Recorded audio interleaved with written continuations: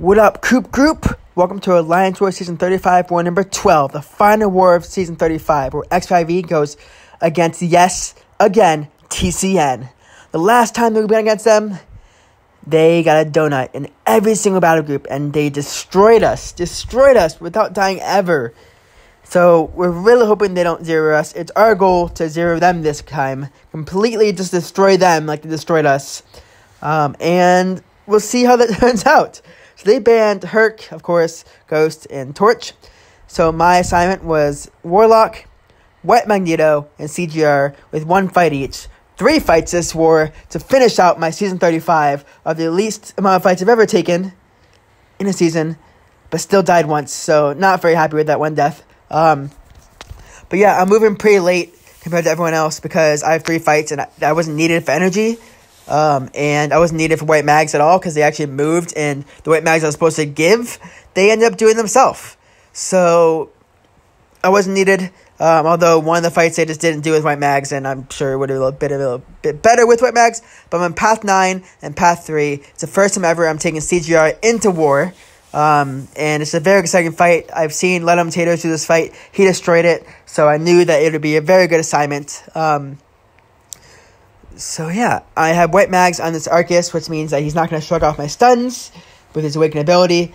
I have power back boost, so I can spam specials, special 2 and special 3. I have suicides on. It's the first war and only war this season that I am actually running suicides.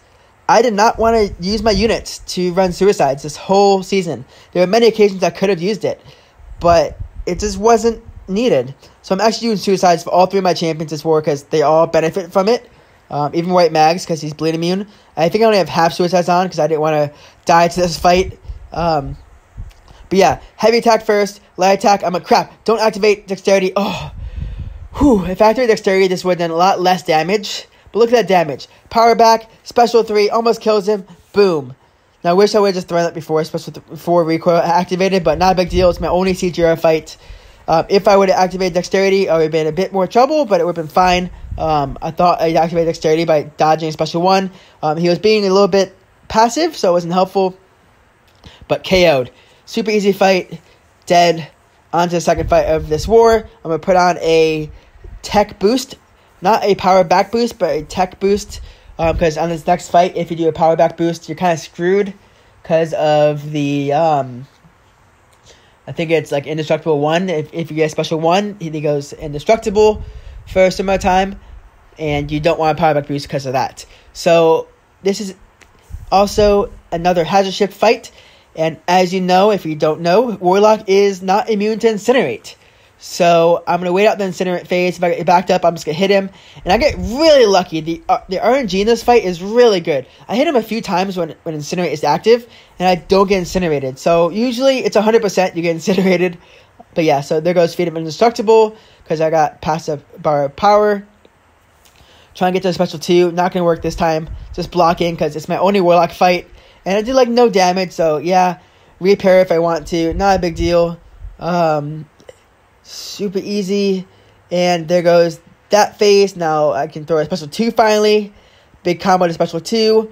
Kind of wish it did more damage. I have recoil active, and I have half suicides. So yeah, not that much damage, but my hits are doing way more damage than my special, and I hate when that happens. But literally just one more time to get to a special, and this is going to be done. I could have done a heavy attack, honestly, and just counted his heavy, but not a big deal. Right here, I hit him once. Don't get incinerated. And yeah, gotta try and get to special 2 before this ends. Gonna bait his heavy or bait anything, and he is done. Don't have to throw a special 2. Second fight done. One more fight to go. This is a WMags versus Misty Knight. I think I fought Misty a few wars ago, 2 wars ago, on Path 1. So I wasn't sure how WMags would do against Misty, but Misty is a metal defender, so clearly, it should be a pretty good matchup for WMags. Plus, I have class advantage, so I'm going to do even more damage with suicides and with this 30% boost going. At this point, the war is already lost. They had like 3 or 4 fights left, and they had not died at all. So I'm like, whatever. Last fight, I'm going to put on put on this boost right here, a mutant boost. Just I figure I'll have a boost on for every single fight, just because it's the last war of the season. And I'm going to put on an in-bomb boost because I don't feel like dying. It's a complete waste of in-bomb boost, but again, last war of the season, and it won't hurt. To be honest, it just won't hurt at all. I did put a combat regen boost on it earlier for the first 2 fights. I didn't recognize that, but I did do that. Perry Heavy, I put on a White Mags pre-fight to this fight just because she can't really shrug off the White Mag stun.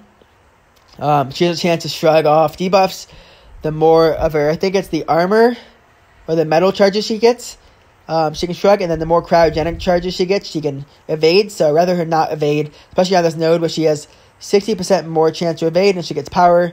And right here, boom, 35,000, 83,000. That was over 100,000 damage for that special too. Wow, I did not expect that to happen, to be honest. I thought I just for a special 2 and just have to bait her specials, but she was done. Oh, that was a fun war.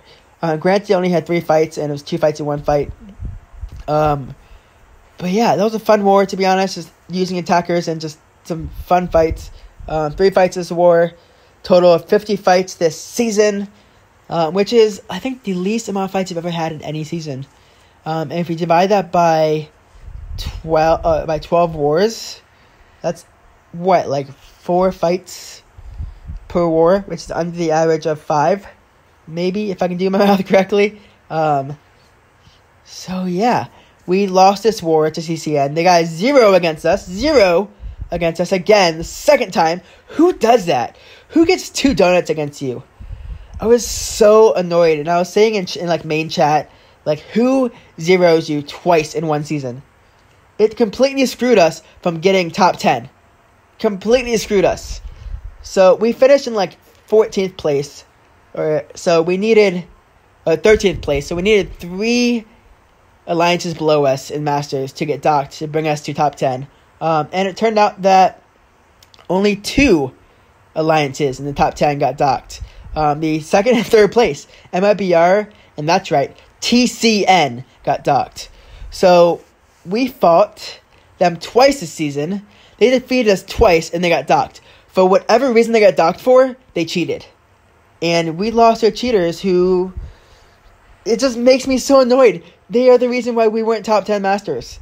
And to be honest, if we would have not lost the last war and we beat TCN twice, we would have been top 3. Or if we would have got another alliance to fight against who we could have beat, because we fought really well, we would have top 3 this season. And it would have been crazy to see X5e in top 3. We've been awesome. Our goal was top 10. But granted, it didn't happen. I'm really proud of X5e and how we did this season. 7-5 is a really, really good, especially winning like almost 7 in a row. It's a really good record to have for Masters. I really strongly believe that. I am going to be opening up some crystals for the Masters. We ended up in 11th place total in all of the whole game, which I'm really proud of. Honestly, the difference between Masters 20 and top 10 isn't that big. You get the same amount of 6-star shards. A bit more tier 6 basic and tier 3 alpha. But honestly, I'm proud of everyone for kicking butt this season. The officers did an amazing job planning this whole season. And everyone did a great job executing the plan. Especially BG2. Thank you for letting me be in this battle group this season. It was a lot of fun. And hopefully the next few seasons, everyone just kicks some butt in X5e. And there are a few people who left. So thank you for being in X5e also for this season. And just hoping for all the new recruits. Welcome to X5e. Not sure what else I need to say for this season. Or for just what else happens for the rest of the game. But I want to challenge you guys to get more loyalty than me. I'm currently at 8.9 million loyalty. So I dare you to beat me in loyalty. And tell me who has more loyalty than me. If you have proof, line me, message me, and I'll shout you out in my next video in my war opening. But yeah, I should have, I think, 3 featured crystals and a Nexus. Hopefully the Nexus I'll probably open first, then I'll go to the featured. But this is Coop, sign off. Enjoy the rest of the off season, kick some butt, and I hope that your crystal openings are amazing. It's Coop, sign off. Yeah.